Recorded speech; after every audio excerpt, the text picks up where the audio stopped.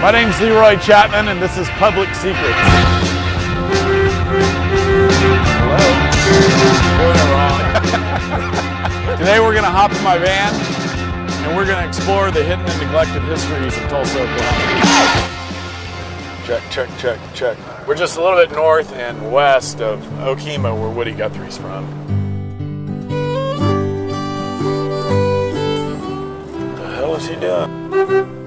Woody was born in 1912 on July 14th, which is the anniversary of the French Revolution, the storming of the Bastille. He was the third child to Charles and Nora Guthrie. His father was a Democrat. He was involved in local politics. At the time, a lot of the politics were settled with fistfights. This is where their big house was. They called it the London House, and this was the salad days, so to speak, of the Guthrie family. As Woody's coming to age, probably around 10 or so, his mother starts exhibiting extreme signs of Huntington's. Woody's sister and his mother, Nora, have some sort of ongoing tension.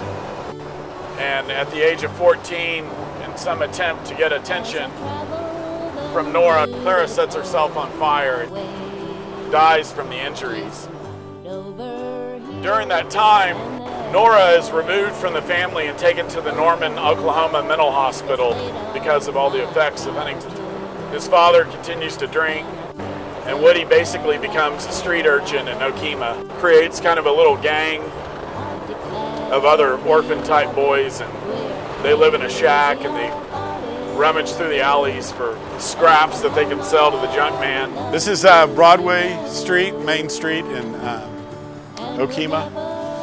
And so this is where Woody would have been running around as a young teenager. But during this period, Woody meets an old black man that's playing harmonica by the trains. He would mimic the whistles of the trains when they pass through town. He teaches Woody how to play the harmonica. Woody learns pretty fast that he can make more money playing music than he can picking up trash in the alleys. I haven't given Okemah any Hong Kong. Growing up, he would hang out with the Old Creek Indians, and he'd hang out with the blacks in Okemah and get their stories and listen to them, and it kind of shaped who he was and his perspective. This would have been right around where the old jailhouse was, where Woody says that he heard the cries of Laura Nelson, which Laura Nelson was a freedman woman that was lynched, and her son was lynched with her. Woody wrote a song about it. So Woody was, aware and exposed to that kind of activity. He died in the hospital of Huntington's chorea, or the, effects of. His ashes were scattered by the family at Coney Island, I believe, out into the ocean.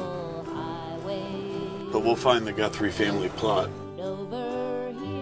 And that would be a self-portrait sketch that he did of himself. I guess early 60s is when the folk revival or whatever, when the academics got a hold of folk, and everybody wanted to do the hootenanny thing, kumbaya and all that stuff.